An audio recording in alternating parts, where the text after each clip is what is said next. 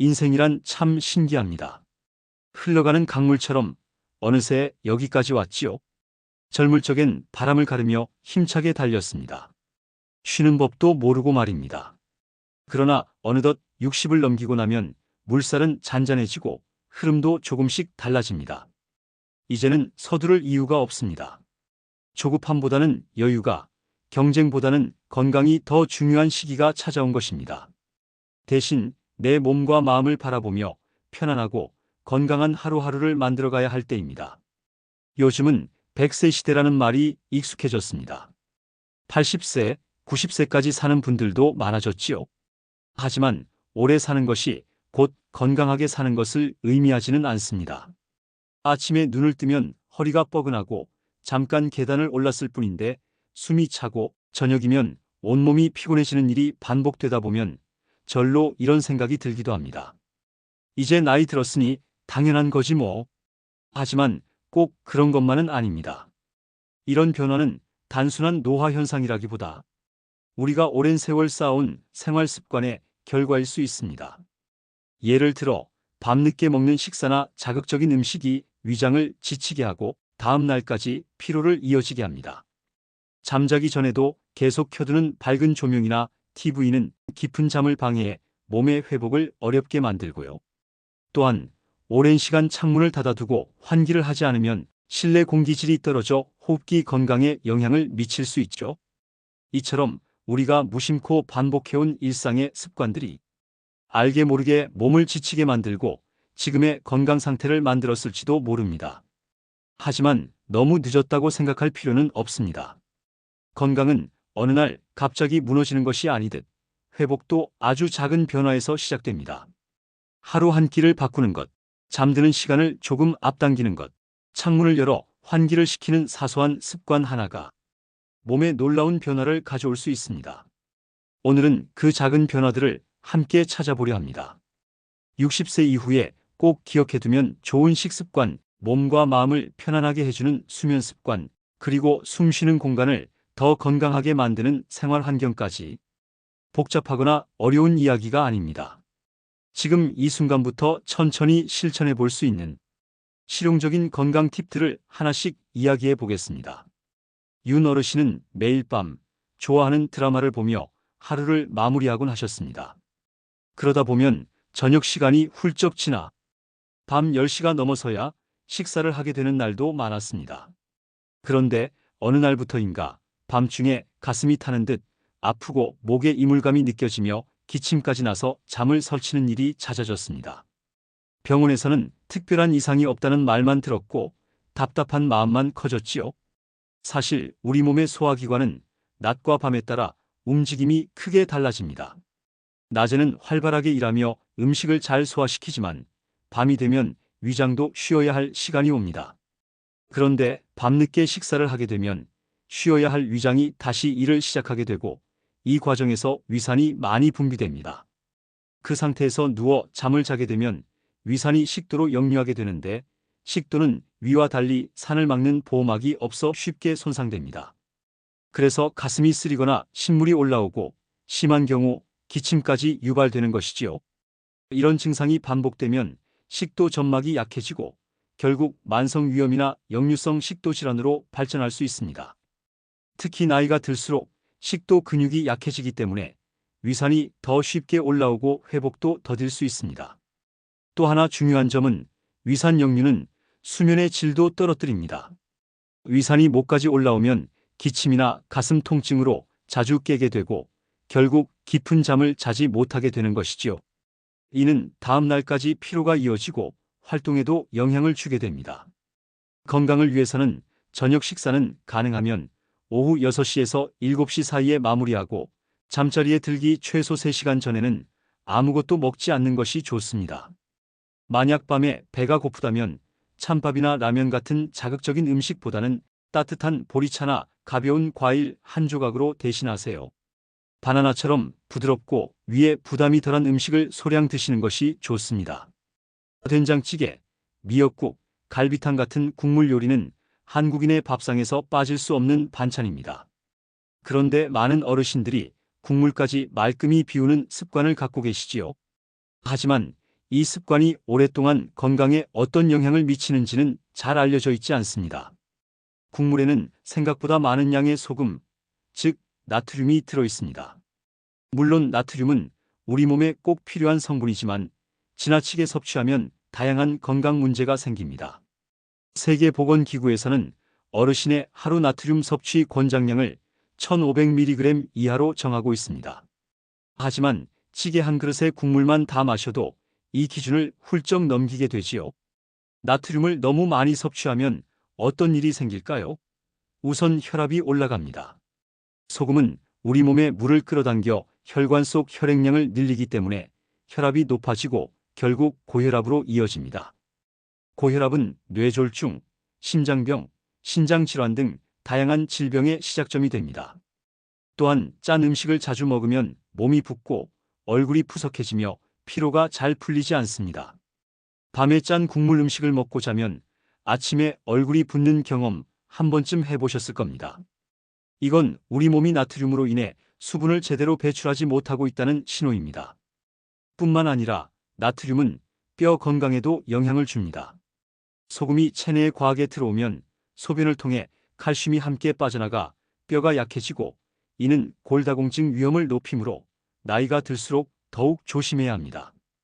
따라서 국물은 가능하면 반쯤만 드시고 음식의 간도 너무 짜지 않게 조절하는 것이 좋습니다. 국간장 대신 된장을 활용하거나 집에서 국물 요리를 할 땐 처음부터 짜게 만들기보다는 먹기 직전에 소금이나 간장을 약간만 넣는 방법도 좋습니다. 저녁 시간 가족들과 함께 TV를 보며 식사하는 풍경은 익숙하고 정겨운 모습입니다. 하지만 이 습관도 건강에 조금씩 영향을 줄 수 있다는 사실 알고 계셨나요? TV를 보면서 식사를 하면 뇌의 집중이 음식이 아닌 화면에 쏠리게 됩니다. 그러다 보면 자신이 얼마나 먹었는지, 배가 부른지도 제대로 느끼지 못하게 됩니다.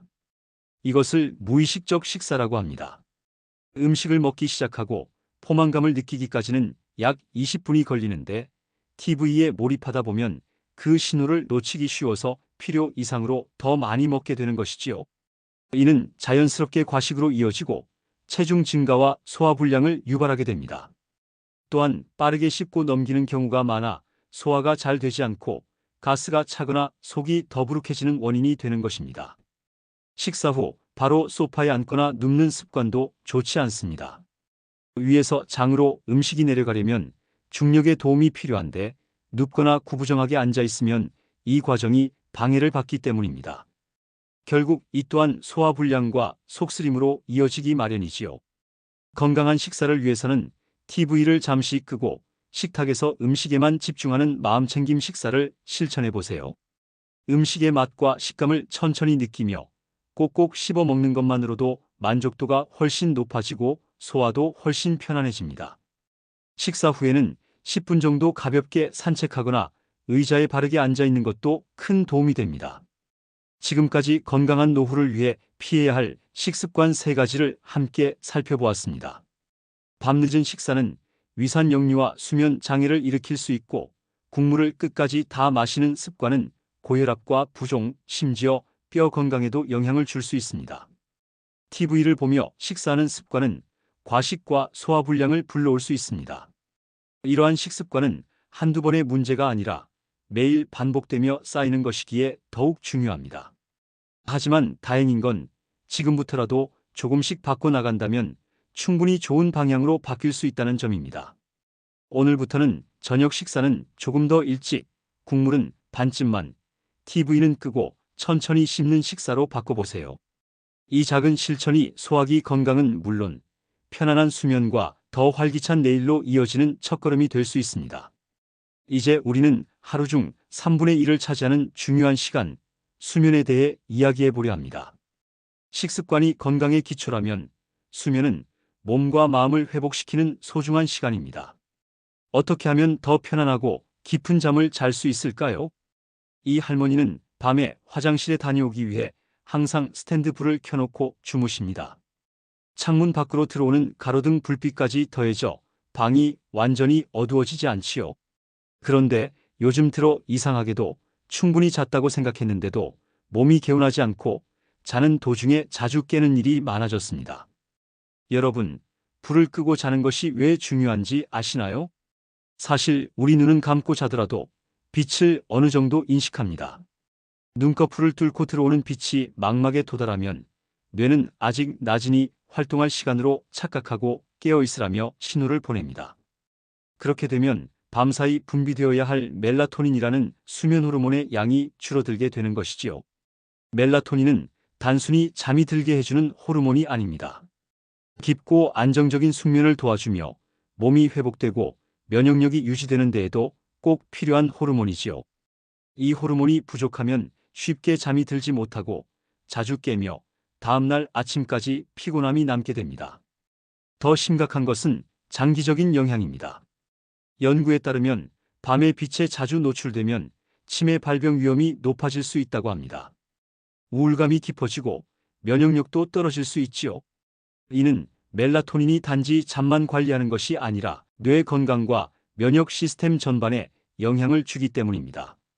특히 나이가 들수록 자연적으로 생성되는 멜라토닌의 양이 줄어들기 때문에 어르신들은 더 깊고 편안한 잠을 위해 어두운 환경을 만드는 것이 중요합니다. 가능하다면 방의 조명은 모두 끄고 주무시는 것이 가장 좋습니다. 밤중에 일어나야 할 일이 걱정된다면 아주 약한 수면등이나 간접등 정도만 켜두세요.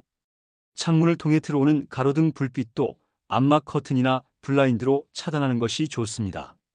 그렇게 어둡고 조용한 환경을 만들면 우리 몸은 멜라토닌을 충분히 만들어내고 더 깊은 잠에 들 수 있으며 아침에도 개운하게 일어날 수 있습니다. 여러분, 두꺼운 이불 꼭 좋을까요? 정할아버지는 겨울에 쓰던 두꺼운 솜이불을 여름에도 계속 사용하고 계십니다. 이불이 두툼해야 마음이 놓여서 그렇다고 하시는데요. 하지만 최근 들어 자는 동안 땀을 많이 흘리고 자주 깨는 일이 생기고 있습니다. 우리 몸은 잠을 잘 때 체온이 약간 떨어지는 것이 자연스럽습니다. 이 체온의 하강이 바로 뇌에 이제 잠들 시간이다라는 신호를 보내는 것이기 때문입니다. 그런데 너무 두꺼운 이불을 덮으면 오히려 체온이 올라가 이 자연스러운 흐름이 방해를 받게 되겠지요. 특히 여름철에 두꺼운 이불은 더 큰 문제가 됩니다. 땀이 나고 그 땀이 마르지 않아 잠결에 이불이 젖는 경험을 해보신 분도 계실 겁니다. 땀을 너무 많이 흘리면 탈수 위험이 생기고 혈액순환에도 부담이 갈 수 있습니다. 게다가 잠이 자주 깨게 되면 수면의 질이 떨어지는 것은 물론이고 낮 동안 피로감이 계속 쌓이게 되지요. 두꺼운 이불은 무게도 만만치 않습니다. 몸을 누르는 무게감 때문에 수면 중에 몸을 뒤척이기도 어려워지고 한 자세로 오랫동안 있게 됩니다. 특히 무릎이나 허리 등 관절이 예민해지는 사람들에게는 통증의 원인이 될 수 있습니다. 계절에 맞는 이불, 그리고 통풍이 잘 되는 소재를 선택하는 것이 중요합니다. 여름에는 꼭 가볍고 땀을 잘 흡수하는 면소재 이불이나 여름 전용 이불을 사용해 보세요. 최근에는 체온 조절에 도움이 되는 기능성 침구도 많이 나와 있습니다. 또한 방의 온도도 중요합니다. 가장 편안한 수면 온도는 18도에서 20도 사이입니다. 너무 덥지도 춥지도 않은 상태에서 이불을 덮고 자면 훨씬 숙면을 취할 수 있습니다. 최근 많은 어르신들도 스마트폰을 사용하고 계십니다. 김 할머니도 잠들기 전 침대에 누워 스마트폰으로 뉴스를 보거나 가족들이 보낸 사진을 보는 것이 일상이 되었는데요. 처음엔 즐거웠지만 점점 잠들기가 어려워지고 밤새 뒤척이는 시간이 늘어났습니다. 스마트폰 화면에서 나오는 블루라이트는 생각보다 강한 영향을 미칩니다. 이 빛은 우리의 두뇌를 깨어있는 상태로 유지시켜 몸이 쉬어야 할 시간에도 깨어있도록 만듭니다. 앞서 이야기했던 수면 호르몬인 멜라토닌 분비를 억제하는 것도 바로 이 빛 때문이지요. 그 결과 뇌는 아직 밤이 아니다라고 오해하게 됩니다. 이러한 착각은 자연스러운 수면 사이클을 늦추고 깊은 잠에 해당하는 렘 수면에 들어가는 것을 방해합니다. 렘 수면은 우리 뇌가 하루 동안의 기억을 정리하고 정보를 저장하는 중요한 시간인데 이 단계가 제대로 이루어지지 않으면 다음날 기억력과 집중력에 영향을 주게 되는 것이지요. 게다가 스마트폰은 단지 빛만의 문제가 아닙니다. 알림 소리, 진동, 화면의 깜빡임 등도 수면을 방해합니다. 특히 나이가 들수록 사이클이 짧아지고 수면이 예민해지는 경향이 있어 작은 자극에도 쉽게 깨어날 수 있습니다. 더 큰 문제는 감정입니다. 뉴스를 보다 보면 불안하거나 마음이 복잡해지는 내용이 나오기도 하지요. 잠들기 전 이런 자극은 오히려 스트레스가 되어 수면을 더 어렵게 만듭니다. 그렇다면 어떻게 해야 할까요? 잠자기 30분 전에는 스마트폰을 멀리 두는 것이 좋습니다. 그 시간엔 따뜻한 물을 한 잔 마시거나 조용한 음악을 들으며 몸과 마음을 이완시키는 것이 좋습니다. 책을 한두 장 읽는 것도 아주 좋은 방법입니다. 라디오에서 나오는 잔잔한 이야기나 음악 소리에 귀를 기울이며 편안하게 잠을 청해보세요. 지금까지 건강한 수면을 방해하는 3가지 습관에 대해 살펴보았습니다. 밤에 불을 켜고 자면 멜라토닌 분비가 줄어 깊은 잠을 방해받습니다. 두꺼운 이불은 체온 조절을 어렵게 해 오히려 수면의 질을 낮춥니다. 스마트폰은 뇌를 자극해 쉽게 잠들지 못하게 만들지요. 잠은 단순하게 몸을 쉬게 하는 시간만은 아닙니다. 하루 동안에 쌓인 피로를 풀고 면역력을 회복하며 마음과 몸을 다시 회복시키는 소중한 시간입니다. 나이가 들수록 이 시간은 더 중요해지지요. 지금 내 잠자리 환경을 다시 한번 점검해 보세요. 방 안의 조명을 낮추고 계절에 맞는 침구로 체온을 조절하며 잠들기 전에는 스마트폰을 멀리하는 것만으로도 충분합니다. 아주 작은 변화지만 오늘 밤 수면의 질이 달라지고 내일 아침의 컨디션이 훨씬 더 상쾌해질 수 있습니다. 이제 우리가 하루 대부분을 보내는 공간, 생활 환경에 대해 이야기해 보겠습니다. 건강한 식습관과 좋은 수면 습관이 중요하듯이 우리가 생활하는 환경 또한 건강에 큰 영향을 미칩니다. 깨끗한 공기, 적절한 온도, 그리고 안전한 생활 공간은 어떻게 만들 수 있을까요? 정 어르신은 누구보다 깔끔한 집을 자랑으로 여겼습니다. 매일 청소를 하고 공기청정기도 24시간 틀어놓았습니다. 하지만 미세먼지가 걱정되어 창문은 거의 열지 않았지요. 그런데 요즘 들어 머리가 자주 아프고 어지럽고 글을 읽을 때 집중이 잘 되지 않는 증상이 생기기 시작했습니다. 여러분, 시간이 흐르면 실내 공기는 어떻게 변할까요? 우리가 숨을 쉴 때마다 산소를 들이마시고 이산화탄소를 내뱉습니다. 창문을 닫아둔 채 생활하면 이산화탄소가 점점 실내에 쌓이게 됩니다. 그 결과 방 안의 공기는 탁해지고 머리가 아프거나 어지럽고 쉽게 피로해지며 집중력도 떨어집니다. 이런 증상은 마치 밀폐된 차량 안에 오래 있으면 느끼는 졸림이나 두통과 비슷합니다. 뇌는 신선한 산소를 원하지만 이산화탄소가 많은 공간에서는 제 기능을 하기 어렵기 때문입니다. 또한 환기를 자주 하지 않으면 보이지 않는 곰팡이 포자가 생겨날 수 있습니다. 이런 포자들은 공기 중을 떠다니다가 우리 호흡기로 들어오고 기침, 재채기, 알레르기, 심하면 만성호흡기 질환으로 이어질 수 있습니다. 게다가 공기 중에는 세균, 먼지 진드기, 반려동물 이털, 요리할 때 생기는 연기, 가구나 건축자재에서 나오는 유해물질 등이 계속해서 쌓입니다. 이런 오염물질은 특히 면역력이 약해진 어르신들에게 더 큰 부담을 줄 수 있습니다. 따라서 건강한 실내 환경을 위해서는 하루 최소 2번, 아침과 오후에 각각 10분 이상 창문을 열어 환기하는 것이 좋습니다. 미세먼지가 심한 날에는 환기 시간을 짧게 하거나 비교적 농도가 낮은 시간대를 골라 창문을 여는 것이 바람직합니다. 요즘은 미세먼지가 걱정되어 창문은 닫고 공기청정기만 사용하는 경우가 많습니다. 공기청정기 틀어놓으면 괜찮겠지 라고 생각하겠지만 사실 이것만으로는 충분하지 않습니다. 공기청정기는 주로 미세먼지를 필터링하는 역할을 합니다. 공기 중에 먼지나 작은 입자를 걸러내어 실내 공기를 깨끗하게 만들어주긴 하지만 이산화탄소를 제거하거나 산소를 공급하는 기능은 없습니다. 이를 물에 비유해보면 이해가 쉬울 수 있습니다. 물을 정수기로 걸러내면 불순물은 제거되지만 오래된 물이 새로운 물로 바뀌지는 않는 것과 같습니다. 실내 공기도 마찬가지로 아무리 필터로 걸러낸다 하더라도 산소가 새로 공급되는 것은 아니니까요. 또한 공기청정기는 실내 습도를 조절하지 못합니다. 환기를 하지 않은 채 공기청정기만 사용할 경우 실내가 지나치게 건조하거나 반대로 습해질 수 있습니다. 적절한 습도는 호흡기 건강과 피부 건강에 매우 중요한 요소입니다. 따라서 가장 좋은 방법은 환기를 통해 신선한 공기를 들인 뒤 공기청정기로 미세먼지를 제거하는 방식입니다.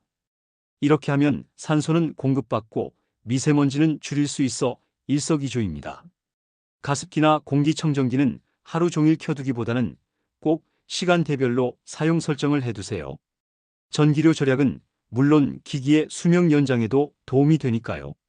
외출 전 예약 기능을 설정해두면 돌아왔을 때 쾌적한 공기를 맞이할 수 있겠지요. 박 어르신의 방은 각종 전자기기로 가득합니다.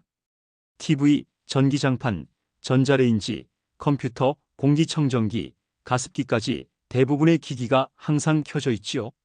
그런데 요즘 들어 박 어르신은 잠을 설치고 작은 소리에도 쉽게 놀라며 가끔 심장이 두근거리는 증상이 있습니다. 우리 주변의 전자기기들은 모두 전자파를 발생시킵니다. 전자파 자체는 일상생활에서 완전히 피할 수 없지만 너무 많은 전자기기가 한 공간에 집중되어 있으면 전자파 노출이 커지게 됩니다. 전자파에 오래 노출되면 수면장애, 신경예민, 두통, 피로감, 심박수 증가 등의 증상이 나타날 수 있다고 알려져 있습니다. 특히 어르신들은 이런 변화에 더욱 민감하게 반응합니다. 그 중에서도 전기장판은 특히 주의가 필요합니다. 전기장판을 오래 사용하면 몸이 과열될 수 있고 이는 수면의 질을 떨어뜨리기 때문입니다. 또한 몸이 자연스럽게 체온을 조절하는 능력이 약해질 수 있습니다. 따라서 침실에는 꼭 필요한 기기만 두고 사용하지 않는 기기는 전원을 꺼두는 습관이 필요합니다. 취침 1시간 전에는 TV와 컴퓨터를 끄고 전기장판은 미리 따뜻하게 해두었다가 잠들 때는 전원을 끄고 자는 습관을 들이세요. 휴대폰도 최대한 머리에서 멀리 두고 자는 것이 좋습니다. 머리맡보다는 방의 반대편에 두는 것이 전자파 노출을 줄이는 데 도움이 됩니다. 이 할아버지는 여름이면 에어컨 바람을 직접 쐬면서 시원하게 지내는 것을 좋아합니다. 하지만 최근 들어 무릎과 어깨 통증이 심해졌고 아침에 일어날 때 몸이 뻣뻣하게 굳는 느낌이 든다고 합니다. 차가운 에어컨 바람이 직접 몸에 닿으면 어떤 일이 일어날까요? 차가운 바람이 몸에 직접 닿으면 혈관이 수축하고 특히 관절 부위는 쉽게 차가워집니다. 그 결과 혈액순환이 잘 되지 않아 관절로 가는 영양 공급이 줄어들고 근육이 경직되며 움직임이 둔해집니다. 특히 관절염이 있는 분들은 차가운 바람에 노출되면 통증이 더 심해질 수 있습니다. 땀을 흘린 상태에서 찬 바람을 맞으면 체온이 급격히 낮아지면서 면역력이 떨어지고 감기나 근육통이 생기기 쉬워집니다. 에어컨을 건강하게 사용하는 방법은 간단합니다. 바람이 직접 몸에 닿지 않도록 천장이나 벽 쪽으로 방향을 조절하고 무릎이나 어깨는 얇은 담요로 가볍게 덮어주세요. 실내외 온도 차이는 5에서 6도 정도가 적당하며 온도 차이가 너무 크면 밖에서 들어올 때 체온이 급격히 변화하여 건강에 좋지 않습니다. 그리고 에어컨 필터는 정기적으로 청소하여 깨끗한 공기가 순환되도록 관리해 주세요. 필터가 오염되면 먼지와 세균이 함께 순환하여 호흡기 질환을 유발할 수 있습니다. 우리가 하루 종일 생활하는 공간은 우리의 몸과 마음에 직접적인 영향을 줍니다. 특히 나이가 들수록 환경의 작은 변화에도 더 민감하게 반응하기 때문에 일상 속에서의 작은 실천이 큰 차이를 만듭니다. 지금까지 60대 이후의 삶을 조금 더 건강하고 편안하게 만들어줄 기본 습관들을 3가지 주제로 나누어 함께 살펴보았습니다. 간단하게 정리해 볼게요. 저녁 식사는 되도록 오후 7시 이전에 마치고 잠들기 전에는 최소 3시간 이상 공복 상태를 유지해 보세요. 속이 편안해야 깊은 잠을 잘 수 있습니다. 국물이 많은 음식은 국물은 절반만 드시고 간을 맞출 땐 나트륨이 많은 국간장보다는 된장을 활용해 보세요. 이렇게만 해도 혈압 관리에 꽤 도움이 됩니다. 식사할 땐 TV는 잠시 끄고 식탁에 앉아 천천히 꼭꼭 씹어 드셔야 위에 부담을 덜고 과식도 피할 수 있습니다. 밤에 출출할 때는 라면이나 찬밥 대신 따뜻한 보리차나 소화에 부담 없는 과일 한 조각으로 대신해 보세요. 그리고 식사 후에는 바로 눕지 말고 10분 정도 가볍게 거실이나 집 근처를 걸어보세요. 잠자리에 드실 땐 방 안을 최대한 어둡게 해보세요. 꼭 불이 필요하다면 은은한 수면 등 하나만 켜두고 창문으로 들어오는 빛은 커튼으로 가려주는 게 좋습니다. 어두운 환경이 수면 호르몬이 잘 나오도록 도와줘서 깊은 잠에 도움을 줄 테니까요. 계절에 맞는 이불을 사용하는 것도 중요합니다. 여름에는 통풍이 잘 되고 가벼운 면이불을 덮어주면 몸을 덜 뒤척이고 잠도 한결 편해집니다. 또한 잠들기 전에는 스마트폰이나 TV 같은 전자기기는 조금 멀리 해보세요. 블루라이트는 뇌를 깨워 숙면을 방해할 수 있습니다. 가능하면 매일 비슷한 시간에 자고 일어나는 습관을 들여보세요. 몸이 스스로 잘 시간을 기억해서 훨씬 편하게 잠들 수 있습니다. 잠들기 전에는 따뜻한 물로 씻거나 간단히 스트레칭을 해봐도 좋습니다. 몸이 살짝 풀리면 더 깊고 편안한 잠을 잘 수 있습니다. 하루에 2번쯤 아침이나 오후 시간에 창문을 열고 10분 정도 환기해 보세요. 맑은 공기가 들어오면 머리도 개운해지고 기분도 한결 가벼워집니다. 창문을 닫은 뒤에는 공기청정기를 함께 돌려주시면 더 좋습니다. 미세먼지나 탁한 공기를 줄이는 데 도움이 됩니다. 전자기기는 쓰지 않을 땐 꺼두시고 특히 잠자기 전에는 TV나 전기장판 같은 건 미리 꺼두는 습관을 들여보세요. 전자파를 줄이면 잠도 더 깊고 편안하게 잘 수 있습니다. 에어컨 바람은 몸에 직접 닿지 않게 조절하고 무릎이나 허리 쪽엔 담요를 살짝 덮어주시면 관절이 훨씬 편안합니다. 마지막으로 실내 습도도 잘 맞춰주세요. 너무 건조하거나 습하면 몸이 쉽게 피곤해질 수 있습니다. 실내 습도는 40에서 60% 정도가 가장 좋다고 하니 계절에 따라 가습기나 제습기를 잘 활용해 보시면 호흡기 건강에도 큰 도움이 됩니다. 우리가 매일 반복하는 작은 습관들이 모여 건강한 노후를 만든다는 사실, 이제 잘 이해하셨을 것입니다. 이 모든 습관들은 개별적으로도 중요하지만 서로 연결되어 더 큰 시너지를 발휘합니다. 밤늦게 식사하지 않으면 더 잘 자게 되고, 잘 자면 면역력이 강화되어 환경 변화에도 잘 적응할 수 있습니다. 오래 사는 것도 중요하지만 건강하고 행복하게 사는 것이 더 중요합니다. 아침에 가뿐한 몸으로 일어나고 가족과 따뜻한 식사를 나누고 걱정 없이 편안한 잠을 잘 수 있는 것, 이것이야말로 우리가 진정으로 바라는 삶이 아닐까요? 건강은 병원에서만 지키는 것이 아니라 매일의 생활 속에서 작은 습관들을 통해 지켜나가는 것입니다. 오늘부터 작은 변화를 시작해 보세요. 처음엔 조금 불편할 수 있지만 꾸준히 실천하면 곧 새로운 습관이 되고 그 결과는 더 건강하고 활기찬 노후로 돌아올 것입니다. 오늘의 내용이 여러분의 건강하고 행복한 노후 생활에 작은 도움이 되기를 진심으로 바랍니다. 당신의 남은 시간이 더 건강하고 의미 있으며 무엇보다도 행복으로 채워지기를 진심으로 응원합니다.